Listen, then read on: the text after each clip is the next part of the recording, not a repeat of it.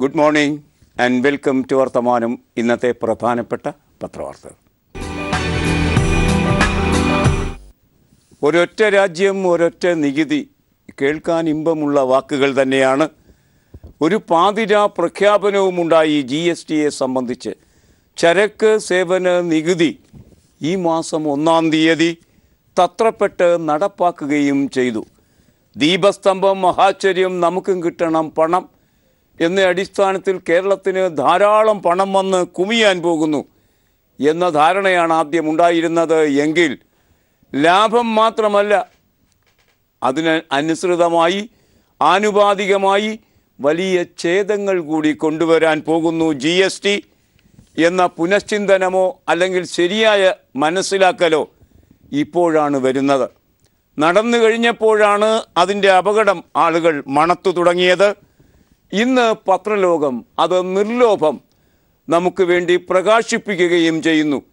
GST July 1-ാം തീയതി നടപ്പാക്കിയ സാഹചര്യത്തിൽ 3-ാം തീയതി അതിൻ്റെ പെട്ടെന്നുള്ള റിപ്പർക്കഷൻസ് എന്ത്? മാതൃഭൂമി എന്ന പത്രം അത് ലീഡ് വാർത്തയാക്കുന്നതിൽ അത്ഭുതത്തിന് അവകാശമില്ല. കാരണം ഈ നവീകരണം എൻ്റെയും നിങ്ങളുടെയും ഒക്കെ പോക്കറ്റിനെ ബാധിക്കാൻ പോകുന്നു, ബാധിച്ചു കഴിഞ്ഞിരിക്കുന്നു, കാര്യമായി തന്നെ ബാധിച്ചിരിക്കുന്നു. വാർത്ത കാണുക. ഹോട്ടൽ ഭക്ഷണത്തിന് ഉയർന്ന നികുതി. ഗൗരവതരമായ വർധനമൊന്നുമില്ല എന്ന് മാത്രമല്ല, മിക്കവാറും എല്ലാത്തിനും വില കുറയും എന്ന മഹാമനസ്കതയോടെയുള്ള വാഗ്ദാനങ്ങളുമായി രംഗത്ത് വന്ന GST കാണുക. ആ GST മലയാളിക്ക് നന്നായി പൊള്ളും എന്ന് തന്നെയാണ് മാതൃഭൂമി പറയുന്നത്. GST പൊള്ളും. SN ജയപ്രകാശ് ആ വാർത്ത തരുന്നതിങ്ങനെ: AC ഹോട്ടലിൽ നിന്ന് ഭക്ഷണം കഴിച്ചാൽ GSTയുടെ ചൂട് ശരിക്കറിയും. AC ഹോട്ടലുകളിലെ ഭക്ഷണത്തിന് 18% നികുതി ഏർപ്പെടുത്തിയതോടെ കേരളത്തിൽ ചെറിയ ഹോട്ടലിൽ നിന്ന് ഭക്ഷണം കഴിച്ചാൽ പോലും ജനം നൽകേണ്ടി വരുന്നത് കനത്ത നികുതി. പഞ്ചനക്ഷത്ര ഹോട്ടലിനും സാധാരണ AC ഹോട്ടലിനും ഒരേ നിരക്കാണിപ്പോൾ. ഹോട്ടൽ ഭക്ഷണത്തിന് പൊതുവെ ഉയർന്ന വിലയുള്ള കേരളത്തിൽ ഉയർന്ന നികുതി കൂടിയായതോടെ ജാരമേറും എന്ന് പറയുമ്പം AC ആകുമ്പോഴാണ് 18%. കേരളത്തിൽ നമ്മുടെ നഗരങ്ങളിലൊക്കെ മിക്കവാറും പ്രധാനപ്പെട്ട ഹോട്ടലുകളെല്ലാം അത് വലിയ തോതിൽ സ്റ്റാർ ഹോട്ടലാകണമെന്നൊന്നുമില്ല. പ്രധാനപ്പെട്ട ഹോട്ടലുകളെല്ലാം AC ആയിരിക്കുന്നത് കൊണ്ട് 18% നികുതി കൊടുത്തൊരു ചായ കുടിച്ചാൽ സംഭവിക്കാൻ പോകുന്നത് എന്ത് എന്ന് നമുക്ക് ഊഹിക്കാൻ കഴിയും. അപ്പോൾ നാം വിചാരിച്ചത് മാതിരിയല്ല കാര്യങ്ങൾ. ഹോട്ടലിൽ ഭക്ഷണത്തിന് വില കയറുമ്പോൾ കേരളത്തിലെ ഹോട്ടലിനെ കാര്യമായി ആശ്രയിക്കുന്ന മലയാളികളെ സംബന്ധിച്ചിടത്തോളം അത് ഗൗരവതരമായ ഒരു കാര്യമായി മാറും. GST നമ്മളെ പൊള്ളിക്കുന്ന ഒരു കാര്യമാണ് എന്ന തിരിച്ചറിവിലേക്ക് വൈകിയാണെങ്കിലും മലയാളി ഉണരുന്നതിൻ്റെ വാർത്തയാണ് ഇത്. പത്മനാഭസ്വാമി ക്ഷേത്രത്തിൽ നിന്ന് കളവ് പോയ പുതിയതായി കളവ് പോയി എന്ന് കണ്ടെത്തപ്പെട്ട 8 വജ്രങ്ങളുടെ വാർത്ത ഇന്ന് പത്രലോകം തരുന്നു. മാതൃഭൂമി അതും 1-ാം പുറത്ത് വളരെ ഗൗരവതരമായി സചിത്രമായി വാർത്ത തരുന്നു. ശ്രീ പത്മനാഭസ്വാമി ക്ഷേത്രത്തിലെ 8 വജ്രങ്ങൾ കാണാനില്ല എന്ന് മിത സ്വഭാവത്തോടു കൂടിയ ഒരു ശീർഷകമാണ് മാതൃഭൂമി തരുന്നതെങ്കിലും ആ 8 വജ്രങ്ങൾ കാണാനില്ല എന്നല്ല, കളവ് പോയി എന്നാണ് തിരിച്ചറിയേണ്ടത്. ഷൈൻ മോഹൻ ആ വാർത്ത തരുന്നതിങ്ങനെ: തിരുവനന്തപുരം ശ്രീ പത്മനാഭസ്വാമി ക്ഷേത്രത്തിലെ 8 വജ്രങ്ങൾ കാണാനില്ല എന്ന് അമിക്കസ് ക്യൂറി സുപ്രീം കോടതിക്ക് റിപ്പോർട്ട് നൽകി. അന്വേഷണം വേണമെന്ന മിസ് ക്യൂറി കേസ് ഇന്ന് പരിഗണിക്കുകയും ചെയ്യും. അങ്ങനെ എംബ്രാനും അമ്പലവാസികളുമെല്ലാം കട്ടുമുടിച്ചതിൻ്റെ വാർത്ത തന്നെയാണ് ആ ക്ഷേത്രത്തിൽ നിന്ന് ഇന്നും നമുക്ക് ലഭിക്കുന്നത്. നടി അപമാനിക്കപ്പെട്ട, പീഡിപ്പിക്കപ്പെട്ട ആ കേസ് അതിനിപ്പോൾ 4 മാസം കഴിയുന്നു. ഫെബ്രുവരി 17-ാം തീയതിയാണ് കേസിനാസ്പദമായ സംഭവമുണ്ടായത്. 4 മാസം കഴിയുമ്പോൾ ആ കേസ് വഴിത്തിരിവിലേക്ക് എത്തുന്നു. അറസ്റ്റ് ഉണ്ടാകും. പ്രധാനപ്പെട്ട ആളുകളുടെ അറസ്റ്റ് ഇന്ന് തന്നെ ഉണ്ടാകുമെന്ന് പ്രതീക്ഷിക്കാവുന്ന അവസ്ഥയിലാണ് കാര്യങ്ങൾ നീങ്ങുന്നത്. മലയാള മനോരമ അതുകൊണ്ട് തന്നെ ഗൗരവതരമായി മലയാളികളുടെ ഇടയിൽ വ്യവഹരിക്കപ്പെടുന്ന ഒരു കേസ് എന്ന നിലയിൽ ആ കേസിന് എന്ത് സംഭവിക്കാൻ പോകുന്നു എന്ന ആശങ്ക സാധാരണ മനുഷ്യർക്കിടയിലുണ്ട്. നമുക്കറിയാം, സോളാർ കേസ് മുതലുള്ള കേസുകളുടെ ചരിത്രം പരിശോധിച്ചാൽ അതിനുശേഷം ഒരു സർക്കാർ വന്നു. സോളാർ കേസ് മുതൽ പരിശോധിക്കുക, ധാരാളം ചർച്ചയുണ്ടാകും, പക്ഷേ കാര്യമായ അറസ്റ്റോ പോലീസിൻ്റെ ഭാഗത്തുനിന്ന് ഗൗരവതരമായ നടപടികളോ ഒന്നും ഉണ്ടാകില്ല. സോളാർ കേസിൻ്റെ സാഹചര്യത്തിൽ അങ്ങേയറ്റം അങ്ങേയറ്റം നിരുത്തരവാദപരമായി നിരുത്സാഹപ്പെടുത്തപ്പെട്ട ഒരു സേനയാണ് നമ്മുടെ പോലീസ്.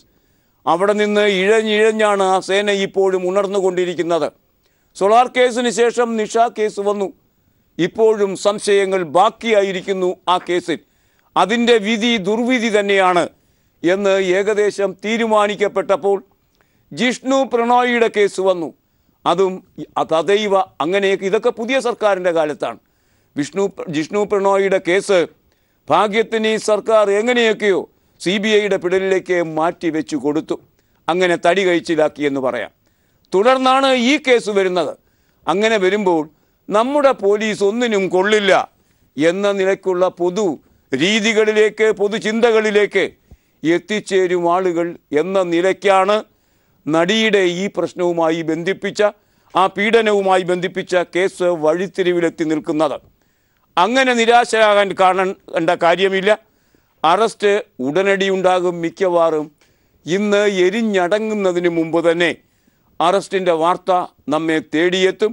ഒരുപക്ഷെ മലയാളികളെ സംബന്ധിച്ച്, കേരള സംസ്ഥാനത്തിലെ സ്ത്രീ സമൂഹത്തെ സംബന്ധിച്ച് ആഹ്ലാദകരമായ വാർത്ത ലഭിച്ചുകൂടായികയില്ല. മലയാള മനോരമ ആ വാർത്ത ലീഡാക്കുന്നു. അതുകൊണ്ട് തന്നെ നടിയെ ആക്രമിച്ച കേസ് വഴിത്തിരിവ് അതുകൊണ്ടും തീർന്നില്ല, അറസ്റ്റിലേക്ക്. തെളിവുകൾ കോർത്തിണക്കി പോലീസ്. പ്രതി സുനിൽ ഷൂട്ടിംഗ് ലൊക്കേഷനിൽ എത്തിയെന്നും കണ്ടെത്തൽ. യുവനടിയെ തട്ടിക്കൊണ്ടുപോയി അതിക്രമം കാണിച്ച കേസിൽ പോലീസ് നിർണായക അറസ്റ്റിലേക്ക്. പോലീസ് ആസ്ഥാനത്ത് DGP ലോക്നാഥ് ബെഹ്റയുടെ നേതൃത്വത്തിൽ അന്വേഷണ സംഘത്തിലെ മുതിർന്ന ഉദ്യോഗസ്ഥർ നിർണായക യോഗം ചേർന്ന ശേഷമാണ് ഈ നീക്കം. ഇതുവരെ ലഭിച്ച തെളിവുകൾ കോർത്തിണക്കാൻ അന്വേഷണ സംഘത്തിന് കഴിഞ്ഞതോടെയാണ് പോലീസിൻ്റെ ഈ നടപടി. കശ്യപ് കൊച്ചിയിൽ തുടരുക എന്നും അന്വേഷണം വേഗം തീർക്കുക എന്നും DGP ബെഹ്റ ആവശ്യപ്പെട്ടിരിക്കുന്നു. അതിൻ്റെ ഭാഗമായി നടിയെ ഉപദ്രവിച്ച കേസിൻ്റെ അന്വേഷണം എത്രയും വേഗം പൂർത്തിയാക്കണമെന്നും DGP ലോക്നാഥ് ബെഹ്റ IG ദിനേശ് കശ്യപ് കൊച്ചിയിൽ തന്നെ തുടരണമെന്നും അന്വേഷണത്തിന് നേതൃത്വം നൽകണമെന്നും ആവശ്യപ്പെട്ടിരിക്കുന്നു. അങ്ങനെ IG ദിനേന്ദ്ര കശ്യപ് കൊച്ചിയിലെത്തിയിരിക്കുന്നു. അദ്ദേഹം കൊച്ചിയിലെത്തിയിരിക്കുന്നത് ചിലവരെ ഒരിക്കൽ കൂടി ചോദ്യം ചെയ്യാൻ കസ്റ്റഡിയിലെടുക്കുന്നതിന് വേണ്ടിയാണ്. മിക്കവാറും കസ്റ്റഡിയിലെടുത്തു കഴിഞ്ഞാൽ അത് നേരെ ജയിലിലേക്ക് സഞ്ചരിക്കാനാണ് സാധ്യത എന്ന് വേണം കരുതാൻ. അതൊക്കെ ഇന്ന് വൈകുന്നേരത്തോടെ നമുക്കറിയാൻ കഴിയും. ആരാണ് അതിനകത്ത് പ്രതിയാകാൻ പോകുന്നത്, ആരാണ് രക്ഷപ്പെടാൻ പോകുന്നത്, ഇതേ സംബന്ധിച്ചും ഏകദേശം കൃത്യമായ ധാരണകൾ നമുക്ക് ലഭിക്കുന്നു. പ്രമുഖ നടി, പ്രമുഖ നടൻ എന്ന നിലയ്ക്കാണ് കാര്യങ്ങൾ നീങ്ങിയിരുന്നത് എങ്കിൽ പ്രമുഖ നടി അത് അംഗീകരിക്കപ്പെട്ട് കഴിഞ്ഞിരിക്കുന്നു. പ്രമുഖ നടന് പകരം പ്രമുഖ സംവിധായകൻ എന്ന നിലയ്ക്ക് മാറ്റി വായിക്കേണ്ടി വരുമോ? മംഗളമെന്ന പത്രം ഇന്ന് മനോരമയെപ്പോലെ ഈ വാർത്ത ലീഡാക്കുന്നു. എരിഞ്ഞടങ്ങുന്നതിന് മുമ്പ് അറസ്റ്റ് ചെയ്യപ്പെടാൻ പോകുന്ന ആളാര്? നാദിർഷയെ എന്തുകൊണ്ട് കസ്റ്റഡിയിൽ എടുത്തില്ല ചോദിക്കുന്നത് ബെഹ്റയാണ്, DGPയാണ്. പൊട്ടിത്തെറിച്ചുകൊണ്ടാണ് അദ്ദേഹം അത് ചോദിച്ചത്. DGPയുടെ ആസ്ഥാനം, പോലീസിൻ്റെ ആസ്ഥാനത്ത് നിന്ന് ആ വാർത്ത S നാരായണനാണ് റിപ്പോർട്ട് ചെയ്യുന്നത്. നടിയെ ഉപദ്രവിക്കുന്ന ദൃശ്യങ്ങൾ പോലീസിന് കിട്ടി, മെമ്മറി കാർഡൊന്നും കിട്ടിയില്ല എങ്കിലും മെമ്മറി കാർഡിനെ സംബന്ധിച്ച് വലിയ അന്വേഷണങ്ങളായിരുന്നു. അമ്പലപ്പുഴയിൽ ഉണ്ട് എന്ന് പറയപ്പെട്ടു. അതിനുശേഷം അത് ഏകദേശം കള്ളൻ എന്നൊക്കെ വിളിക്കാവുന്ന ഒരു വക്കീലിന്, വലിയ വ്യത്യാസം രണ്ടും തമ്മിലില്ല, അങ്ങനെ ഒരു വക്കീലിൻ്റെ കയ്യിൽ കൊടുത്തു എന്ന് പറഞ്ഞു. പുഴയിൽ ഒഴുകിപ്പോയി എന്ന് പറഞ്ഞു. ഒടുവിൽ അത് ഒരു നടിയുടെ വസ്ത്രസ്ഥാപനത്തിലാണ് എന്ന് പറഞ്ഞു. പാവം പോലീസ് അവിടെയും ഇവിടെയും ഒക്കെ തിരഞ്ഞ് ഓടി നടന്ന് പട്ടി കൊല്ലത്ത് പോയ മാതിരി തിരിച്ചു വരികയും ചെയ്തു. കിട്ടിയില്ല. ഒടുവിൽ പീഡിപ്പിക്കപ്പെട്ട നടി തന്നെ മാതൃഭൂമിയുടെ വാർത്ത വിശ്വസിക്കാമെങ്കിൽ ആ തിരക്കിനിടയിൽ പകർത്തിയ സ്വന്തം പീഡന ചിത്രമുണ്ട്. ആ ചിത്രത്തിൽ മുക്കിയും മൂളിയും തെളിയുന്ന വാക്കുകളും ശബ്ദങ്ങളുമുണ്ട്. 2.5 മിനിറ്റ് മാത്രമേ അതിന് നീളമുള്ളൂ. ആ ദൈർഘ്യം മതി ഒരാളെ ആയുസ് കാലത്ത് അകത്താക്കാൻ, ജീവിതം മുഴുവൻ അകത്താക്കാൻ എന്നാണ് ഒടുവിൽ പോലീസ് തീരുമാനിച്ചിരിക്കുന്നത്. ആർക്കറിയാം എന്ത് സംഭവിക്കാൻ പോകുന്നു എന്ന്. പക്ഷെ ഒരു കാര്യം നമുക്ക് ഉറപ്പിച്ച് പറയാം, ഇന്ന് എരിഞ്ഞടങ്ങുന്നതിന് മുമ്പ് ഒരു സംവിധായകൻ അറസ്റ്റ് ചെയ്യപ്പെടാം. ദിലീപിനെതിരെ തെളിവില്ല എന്നാണ് ഇപ്പോൾ അന്വേഷണ സംഘം എത്തിയിരിക്കുന്നത് എന്നും എസ് നാരായണൻ പറയുന്നു. വാർത്ത കാണുക. പൾസർ സുനിയും സംഘവും നടിയെ ഉപദ്രവിക്കുന്ന ദൃശ്യങ്ങൾ പോലീസിന് ലഭിച്ചു എന്ന് സൂചന. വാഹനത്തിനുള്ളിലെ ഇരുട്ടിലാണ് ദൃശ്യങ്ങൾ ചിത്രീകരിച്ചത്. എന്നാൽ ദൃശ്യങ്ങളുടെ ആധികാരികത പോലീസ് ഉറപ്പാക്കിയിട്ടില്ല. 2.5 മിനിറ്റോളം നീളുന്ന ദൃശ്യമാണ് പോലീസിൻ്റെ പക്കലുള്ളതെന്നാണ് വിവരം. തേങ്ങലിൻ്റെ അവ്യക്തമായ ശബ്ദങ്ങളും ദൃശ്യത്തിലുണ്ട്. അതേസമയം ചോദ്യം ചെയ്യലിനോട് സഹകരിക്കാത്ത സംവിധായകൻ നാദിർ ഷായെ എന്തുകൊണ്ട് കസ്റ്റഡിയിൽ എടുത്തില്ല എന്ന് ചോദിച്ച് പോലീസ് ഉന്നതതല യോഗത്തിൽ സംസ്ഥാന പോലീസ് മേധാവി ലോക്നാഥ് ബെഹ്റ പൊട്ടിത്തെറിച്ചു. കേസിൽ ഇടപെടുന്നത് ADGP അല്ല, ഏത് ഉന്നതനായാലും പ്രതിയാക്കാനും DGP കർശന നിർദ്ദേശം നൽകിയിരിക്കുന്നു എന്ന് പോലീസ് കേന്ദ്രത്തിലെ അല്ലെങ്കിൽ അതിൻ്റെ ഏറ്റവും ഔദ്യോഗിക കേന്ദ്രത്തിലെ അകത്തളങ്ങളിൽ പലപ്പോഴും എത്തിച്ചേരാൻ കഴിഞ്ഞിട്ടുള്ള എസ് നാരായണൻ തന്നെ അത് റിപ്പോർട്ട് ചെയ്തിരിക്കുന്നു. അതുകൊണ്ട് പെട്ടെന്ന് നമുക്കത് തള്ളിക്കളയാൻ കഴിയില്ല. ഏതായാലും നടി തന്നെ പകർത്തിയ 2.5 മിനിറ്റുള്ള ഒരു ദൃശ്യമാണ് ലഭിച്ചിരിക്കുന്നത് എന്നും പറയുന്നു. ഇതൊക്കെ മുമ്പ് പറഞ്ഞതുപോലെയാണെങ്കിൽ വിശ്വാസയോഗ്യമൊന്നും അല്ലേം താനും. ഏതായാലും 26-ാം തീയതി, കഴിഞ്ഞ 26-ാം തീയതി, അതായത് ചോദ്യം ചെയ്യപ്പെടുന്നതിന് മുമ്പ് നാദിർ ഷാ എന്ന ഇപ്പോൾ സംശയത്തിൻ്റെ കുന്തമുനയിൽ നിൽക്കുന്ന ആൾ ADGP തച്ചങ്കരിയെ കാണാൻ കണ്ടിരുന്നു എന്നും അതേ സംബന്ധിച്ച് ആ വാർത്ത സത്യമാണ് എന്നും അടിത്തൂൺ പറ്റി പിരിഞ്ഞുപോയ TP സെൻകുമാർ ഇന്നലെ പറയുകയും ചെയ്തിരിക്കുന്നു. സത്യത്തിൽ വലിയ വലിയ കള്ളക്കളിയുടെ, വലിയ വലിയ രഹസ്യങ്ങളുടെ ഒളിച്ചുവെക്കലിൻ്റെ ഒക്കെ ഒരു കാര്യമായി ഒരു ഘട്ടത്തിൽ ഈ കേസ് മാറി തീർന്നിരുന്നു. ഇന്ന് വൈകുന്നേരം കൂടി നമുക്ക് കാത്തിരിക്കാം. ഏതായാലും സ്ത്രീജനങ്ങളാണ് ഏറ്റവും അധികം താല്പര്യത്തോടെ ഈ കേസ് കാത്തിരിക്കുന്നത്. പഴയ സോളാർ കേസ് പോലെയോ അല്ലെങ്കിൽ ജിഷാവധം പോലെയോ അങ്ങ് അവ്യക്തതയിൽ അലിഞ്ഞലിഞ്ഞില്ലാതാകുന്ന ഒരു കേസാകരുതേ ഇത് എന്ന് തൊഴുകൈകോടെ അവർ പ്രാർത്ഥിക്കുമ്പോൾ ഗൗരവതരമായ നടപടി ഈ കേസിന് ഉണ്ടാകുന്ന പക്ഷം ഒരു വലിയ വിഭാഗം സ്ത്രീ ജനതയുടെ പിന്തുണ സർക്കാരിന് ലഭിക്കും എന്നും നമുക്ക് അനുമാനിക്കാവുന്നതാണ്. ഈ ഘട്ടത്തിൽ പാകിസ്ഥാനുമായിട്ട് മാത്രമല്ല, വേണമെങ്കിൽ ചൈനയുമായും നാം കൈകോർക്കും എന്നൊക്കെ വിചാരിക്കാവുന്ന രീതിയിലുള്ള വാർത്തകളാണ് വരുന്നത്. 1962 ചൈനയുമായി ഏറ്റുമുട്ടി പൊട്ടിപ്പാളീഷായ രാജ്യമാണ് നമ്മുടേത്. അതിനുശേഷം അങ്ങനെ കൈകൊടുക്കാനും നമ്മൾ തയ്യാറായിട്ടില്ല. ഇപ്പോൾ പത്രങ്ങളിൽ വരുന്ന വാർത്തകൾ നമുക്ക് വിശ്വസിക്കാമെങ്കിൽ ഗൗരവതരമായ കാര്യങ്ങൾ ആ അതിർത്തിയിലും സംഭവിച്ചിരിക്കുന്നു. നമുക്ക് ആ വാർത്തയുടെ വിശദാംശങ്ങളിലേക്ക് പോകാം ഒരു ചെറിയ പരസ്യ ഇടവേളയ്ക്ക് ശേഷം. സിറാജിൻ്റെ ലീഡ് വാർത്ത ഇങ്ങനെയാണ്. ദോക്ക ലേയിൽ ഇന്ത്യയും ചൈനയും മുഖാമുഖം, സേനാവിന്യാസം ശക്തം. ചൈനീസ് കടന്നുകയറ്റം പ്രതിരോധിക്കാൻ സിക്കിം അതിർത്തിയിൽ ഇന്ത്യ സേനാ വിന്യാസം കടുപ്പിക്കുന്നു. 1962 ഇന്ത്യ ചൈന യുദ്ധത്തിന് ശേഷം ഇരു രാജ്യങ്ങളുടെയും സൈന്യം സൗഹൃദപരമല്ലാത്ത ദീർഘനാൾ മുഖാമുഖം നിലയുറപ്പിക്കുന്നത്. ഇതാദ്യമാണ് ദോക്ക ലേയിൽ കൂടുതൽ സൈനിക വിന്യാസം നടത്തിയിരിക്കുന്ന വാർത്ത സിറാജ് ഒന്നാം പുറത്ത് ലീഡ് വാർത്തയാക്കി തരുമ്പോൾ മാതൃഭൂമി ഈ വാർത്ത ഒന്നാം പുറത്ത് ഗൗരവതരമായി ഇന്ന് തന്നിട്ടുണ്ട്. കേന്ദ്ര സർക്കാരിനെതിരെ വരുന്നു വൻ കർഷക പ്രക്ഷോഭം. ആ വാർത്ത ദേശാഭിമാനി ലീഡ് വാർത്തയാക്കുന്നത് സ്വാഭാവികം. BJP സർക്കാരിൻ്റെ ജനദ്രോഹം. കർഷകർ ദേശീയ പ്രക്ഷോഭത്തിന്. ഒരു ദിവസം ശരാശരി 3 കർഷകർ ആത്മഹത്യ ചെയ്യുന്ന രാജ്യമാണ് ഇന്ത്യ വ്യത്യസ്ത സംസ്ഥാനങ്ങളിൽ. അങ്ങനെ ആ കർഷക ആത്മഹത്യകളുടെയും കർഷകർക്ക് നേരെ മധ്യപ്രദേശ് പോലെയുള്ള സംസ്ഥാനങ്ങളിൽ നടന്ന വെടിവയ്പ്പിൻ്റെയും ഒക്കെ പശ്ചാത്തലത്തിൽ കർഷകർ ദേശീയ പ്രക്ഷോഭത്തിലേക്ക് നീങ്ങുന്നു. അത് നരേന്ദ്രമോദി അധികാരത്തിലിരിക്കുമ്പോൾ നേരിടുന്ന ആദ്യത്തെ സംഘടിത പ്രക്ഷോഭമായി മാറിത്തീർന്നേക്കാൻ ഇടയുണ്ട്. വാർത്ത ഇങ്ങനെയാണ് ദേശാഭിമാനി തരുന്നത്. BJP നേതൃത്വത്തിലുള്ള കേന്ദ്ര സംസ്ഥാന സർക്കാരുകളുടെ കർഷകദ്രോഹ നയങ്ങൾക്കും ജനവിരുദ്ധ നിലപാടുകൾക്കുമെതിരെ രാജ്യത്തെ കർഷക സംഘടനകളെ യോജിപ്പിച്ച് ഭൂമി അധികാർ ആന്തോളൻ വിട്ടുവീഴ്ചയില്ലാത്ത പോരാട്ടം സംഘടിപ്പിക്കുന്നു. ഭൂമി അധികാർ ആന്തോളൻ സംഘടനയുടെ പേര്. 18-ന് ജന്തർ മന്ദിറിലേക്ക് കർഷക സംഘടനകളുടെ പ്രതിഷേധ മാർച്ച്. ആഗസ്റ്റ് 9-ന് രാജ്യത്തെ എല്ലാ ജില്ലകളിലും കർഷകരുടെ പ്രതിഷേധ റാലി. നർമ്മദ ബചാവോ ആന്തോളനുമായി സഹകരിച്ച് പ്രതിഷേധ സമ്മേളനം. ജാർഖണ്ഡിൽ ആദിവാസികൾ നിയമസഭ വളയും. അങ്ങനെ വലിയ ഗൗരവതരമായ കാര്യങ്ങളാണ് നടക്കാൻ പോകുന്നത്.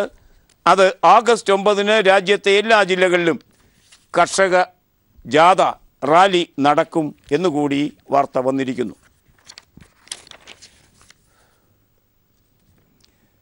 പശുരക്ഷാ സേന ആ പ്രവൃത്തിയെ ഒരു ദേശരക്ഷാ പ്രവൃത്തിയായിട്ടാണ് കാണുന്നത്. ഈ സേനകൾ പലയിടത്തും പല രൂപത്തിലും ഭാവത്തിലുമാണ് പ്രത്യക്ഷപ്പെടുക. സംഘപരിവാരികളല്ല ഇത് എന്നൊക്കെ അവകാശപ്പെടുമെങ്കിലും തരാതരം പോലെ സംഘപരിവാരികളായി മാറിത്തീരുകയും ചെയ്യും. അതുവഴി നമുക്കിപ്പോൾ ലഭിച്ചത് ജാർഖണ്ഡിൽ നിന്ന് ലഭിക്കുന്ന വാർത്ത പോലെയാണെങ്കിൽ അത് വന്നു കഴിഞ്ഞു ഇന്നലെ. അതുപോലെയാണെങ്കിൽ ഈ പശു സംരക്ഷണ സേനയ്ക്ക് നേതൃത്വം കൊടുക്കുന്നത് സാക്ഷാൽ BJP തന്നെയാണ് താനും. നരേന്ദ്രമോദി എന്തു പറഞ്ഞുകൊള്ളട്ടെ, പക്ഷേ അദ്ദേഹം തന്നെ അഴിച്ചുവിട്ട ഈ ആളികൂളി സംഘമുണ്ടല്ലോ, അതിനെ നിയന്ത്രിക്കാനൊന്നും അദ്ദേഹത്തിന് തന്നെ കഴിയും എന്ന് തോന്നുന്ന അവസ്ഥ ഇപ്പോഴുമില്ല. ഇതാ ഇപ്പോഴും ആൾക്കൂട്ട ഹിംസയോടെ ഒരു പത്രപ്രവർത്തകന് നേരെ കടന്നു കയറുകയും അദ്ദേഹത്തെ കൊണ്ട് ജയ് ശ്രീറാം എന്ന് വിളിപ്പിക്കുകയും ചെയ്ത മാധ്യമപ്രവർത്തകനെ കൊണ്ട് വിളിപ്പിക്കുകയും ചെയ്ത ഒരു വാർത്ത ഇന്ന് സിറാജ് എന്ന പത്രം ദേശീയ പേജിൽ തരുന്നുണ്ട്. പാറ്റ്നയിൽ നിന്നാണ് വാർത്ത റിപ്പോർട്ട് ചെയ്തിരിക്കുന്നത്. കാണുക. മാധ്യമപ്രവർത്തകനെതിരെ ബജ്രംഗ് ദൾ പ്രവർത്തകരുടെ കയ്യേറ്റം. സംഘപരിവാർ സംഘടനകളിലെ ആക്രമികൾ നിയമം കയ്യിലെടുക്കുന്നത് തുടരുന്നു. ബീഹാറിൽ മുസ്ലിം മാധ്യമപ്രവർത്തകനെയും കുടുംബത്തെയും തടഞ്ഞു നിർത്തി ഭീഷണി മുഴക്കുകയും ജയ് ശ്രീറാം വിളിപ്പിക്കുകയും ചെയ്തതായാണ് പുതിയ സംഭവം. NDTVയിൽ മാധ്യമപ്രവർത്തകനായ മുന്നേ ഭാരതിയെയും കുടുംബത്തെയുമാണ് ഇത്തവണ ടാർഗറ്റ് ചെയ്തിരിക്കുന്നത് എന്നും ഈ വാർത്ത നമ്മോട് പറയുന്നു. അതുകൊണ്ടും തീർന്നില്ല BJP അല്ലെങ്കിൽ സംഘപരിവാറിൻ്റെ അഴിഞ്ഞാട്ടം. BJP പ്രവർത്തകർക്കെതിരെ നടപടിയെടുത്ത പോലീസ് ഉദ്യോഗസ്ഥർക്ക് സ്ഥലം മാറ്റം നൽകി അവരെ എന്താ പറയുക, ഈ അക്രമം നടത്തുന്നവരെ പ്രോത്സാഹിപ്പിക്കുന്നു. UPയിലെ മുഖ്യമന്ത്രി ആദിത്യനാഥ് സന്യാസിയാണ്. പോലീസിനോട് തട്ടിക്കയറിയ BJP പ്രവർത്തകർക്കെതിരെ ശക്തമായ നടപടിയെടുക്കുകയും 5 പേരെ അറസ്റ്റ് ചെയ്യുകയും ചെയ്ത UPയിലെ മുതിർന്ന പോലീസ് ഉദ്യോഗസ്ഥർക്ക് സ്ഥലം മാറ്റം നൽകി അവിടുത്തെ മുഖ്യമന്ത്രി ഇടപെട്ട്. ഇനി ഗോവയിൽ നിന്നൊരു വാർത്ത നമ്മെ തേടിയെത്തുന്നുണ്ട്. പശു സംരക്ഷക ഭീകരത, അതിനെ ന്യായീകരണവുമായി അമിത്ഷാ മുന്നോട്ട് വരുന്നു. നരേന്ദ്രമോദി അതിനെ അപലപിച്ചപ്പോൾ അമിത്ഷാ, അദ്ദേഹത്തിൻ്റെ തന്നെ പാർട്ടിയുടെ ജനറൽ സെക്രട്ടറി, അദ്ദേഹത്തോളം തന്നെ പ്രസക്തനായ നേതാവ് പറയുന്നത് അതിനെ ന്യായീകരിച്ചുകൊണ്ടാണ് അദ്ദേഹം സംസാരിക്കുന്നത്. വാർത്ത കാണുക. രാജ്യത്ത് നടക്കുന്ന പശു സംരക്ഷക ഭീകരതയ്ക്കെതിരെ വിമർശം ഉയരുമ്പോൾ നരേന്ദ്രമോദി സർക്കാരിനെ ശക്തമായി ന്യായീകരിച്ചും മുൻ UPA സർക്കാരുകളെ കടന്നാക്രമിച്ചും BJP അധ്യക്ഷൻ അമിത്ഷാ രംഗത്ത് വരുന്നു. ആൾക്കൂട്ടം ആളുകളെ തല്ലിക്കൊല്ലുന്ന സംഭവം ഇതിനു മുമ്പ് നടന്നിട്ടുണ്ട്. ഇതിപ്പോൾ മാത്രം നടക്കുന്നതല്ല, പുതിയൊരു കാര്യവുമല്ല എന്നൊക്കെ പറഞ്ഞുകൊണ്ടാണ് അദ്ദേഹം അതിനെ ന്യായീകരിക്കുന്നത്. കോൺഗ്രസ് ഭരിച്ചപ്പോഴും ഇങ്ങനെ തന്നെയാണ്.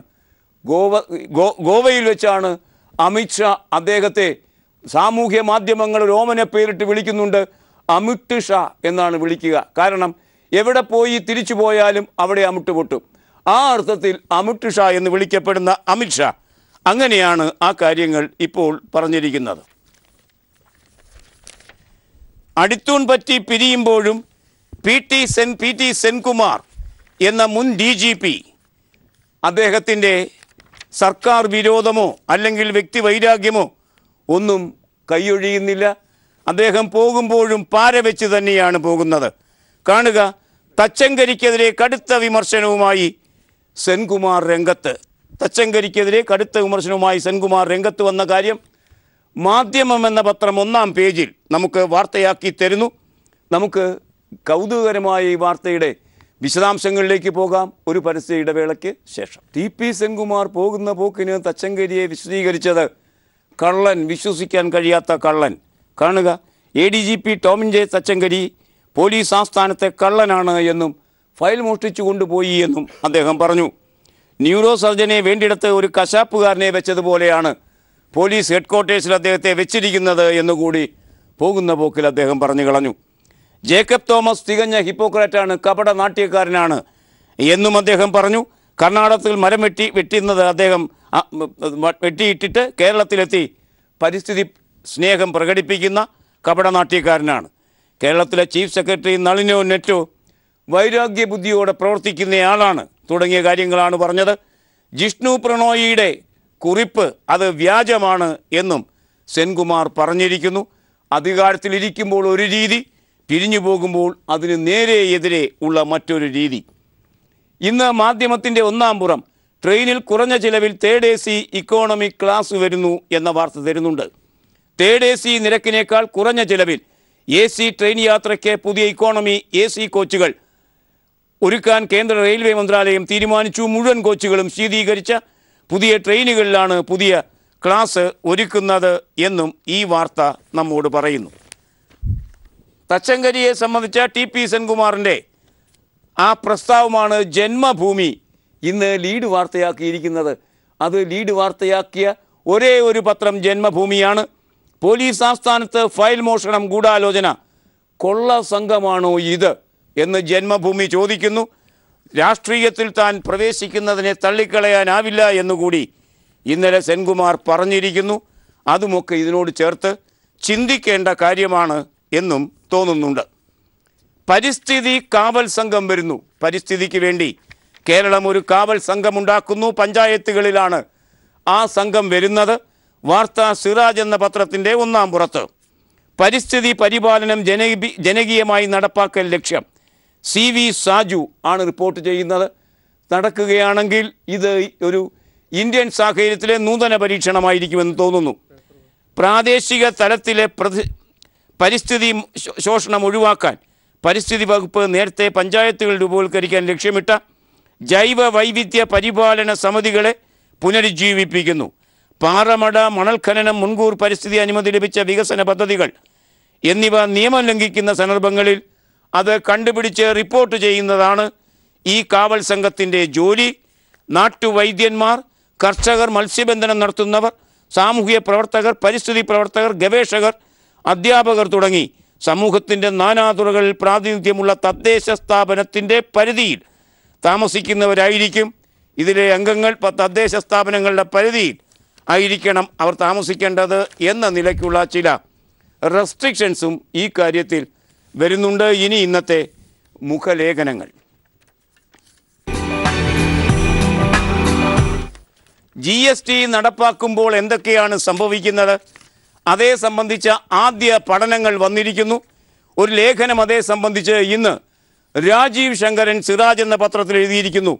ഇവിടെയും അവർ തന്നെ ജയിക്കുന്നു എന്ന ശീർഷകത്തിൽ. ചരക്ക് സേവന നികുതി പ്രാബല്യത്തിലായിരിക്കുന്നു. വേണ്ട തയ്യാറെടുപ്പുകളൊന്നും കൂടാതെ പുതിയ രീതി അനുസരിച്ച് വാണിജ്യ ഇടപാടുകൾ നടത്തണമെങ്കിൽ GST നെറ്റ്വർക്ക് എന്ന രാജ്യമാകെ ബന്ധിപ്പിക്കുന്ന ശൃംഖലയിൽ രജിസ്റ്റർ ചെയ്ത് നമ്പർ എടുക്കണം. രാജ്യത്തെ 30% വ്യാപാര വാണിജ്യ സേവന ദാതാക്കൾക്കും ഈ നമ്പർ കിട്ടിയിട്ടില്ല. ഇതില്ലാതെ എങ്ങനെ ഇടപാടുകൾ നടത്തുമെന്ന തിട്ടം ഈ സ്ഥാപനങ്ങൾക്കില്ല. അതുകൊണ്ട് ആരംഭം അലങ്കോലമായി. വൻകിട കമ്പനികൾക്കും സ്ഥാപനങ്ങൾക്കും കൂടുതൽ അവസരമൊരുക്കുക എന്ന ഉദ്ദേശം ഈ തിടുക്കത്തിന് പിന്നിലുണ്ട്. ഈ അവസ്ഥയുടെ ഗുണം ഉണ്ടാവുക ഇതിനകം GST രജിസ്ട്രേഷൻ പൂർത്തിയാക്കി തടസ്സം കൂടാതെ ക്രയവിക്രയം മുന്നോട്ട് കൊണ്ടുപോകാൻ സാധിക്കുന്ന വൻകിട സ്ഥാപനങ്ങൾക്കാണ്. പ്രത്യേകിച്ച് ഏതാണ്ട് എല്ലാ സാമഗ്രികളുടെയും ചില്ലറ വിൽപ്പനയിലേക്ക് തിരിഞ്ഞിരിക്കുന്ന റിലയൻസ് മുതൽ ടാറ്റ വരെയുള്ളവർക്കും ബഹു ബ്രാൻഡുകളുടെ ചില്ലറ വിൽപ്പനയിൽ 51% നേരിട്ടുള്ള വിദേശ നിക്ഷേപം അനുവദിച്ചതിൻ്റെ ആനുകൂല്യത്തിൽ ഇന്ത്യയിലേക്ക് പ്രവേശിച്ച ബഹുരാഷ്ട്ര കമ്പനികൾക്കുമാണ്. ഉൽപ്പന്ന വില കുറയണമെന്ന ആഗ്രഹമാണ് ഏകീകൃത നീതിയിലേക്ക് മാറുന്നതിന് യഥാർത്ഥ കാരണമെങ്കിൽ ഈ പട്ടികയിൽ ആദ്യം ഉൾപ്പെടുത്തേണ്ടത് പെട്രോളിയം ഉൽപ്പന്നങ്ങളെയായിരുന്നു. അതിന് തയ്യാറാകാതിരിക്കുകയും ഉൽപ്പന്നങ്ങളുടെ വിലയിന്മേൽ സർക്കാരിന് യാതൊരു നിയന്ത്രണവും ഇല്ലാതിരിക്കുകയും ചെയ്യുമ്പോൾ കൊള്ള ലാഭത്തിന് അവസരം ഉറപ്പാക്കുകയാണ് സർക്കാർ ചെയ്യുന്നത്. ഒരു രാജ്യം, ഒരു ജനത, ഒരു നികുതി എന്നൊക്കെ പറയുന്നിടത്ത് ഒരു കാര്യം കൂടി സിറാജ് ചേർക്കുന്നു. ഒരു കമ്പോളത്തെ കൊള്ള ചെയ്യാനുള്ള ഒരു സംരംഭമാണ് ഇത് എന്ന് രാജീവ് ശങ്കരൻ പറയുന്നു ഈ ലേഖനത്തിൽ. മാതൃഭൂമിയിൽ ഈ വിഷയത്തെ മുൻനിർത്തി പ്രഭാവർമ്മയുടെ ലേഖനവും ഇന്ന് നമുക്ക് കാണാം. ഇനി ഇന്നത്തെ ചിത്രം. മഴക്കാലം തകർത്തു പെയ്യുകയാണ്. കണ്ടങ്ങൾ നിറഞ്ഞ് കവിയുന്നു. ഒരു കളിക്കളം അവിടെ രൂപം കൊള്ളുകയും ചെയ്യുന്നു. ഈ ചിത്രം കാണുക.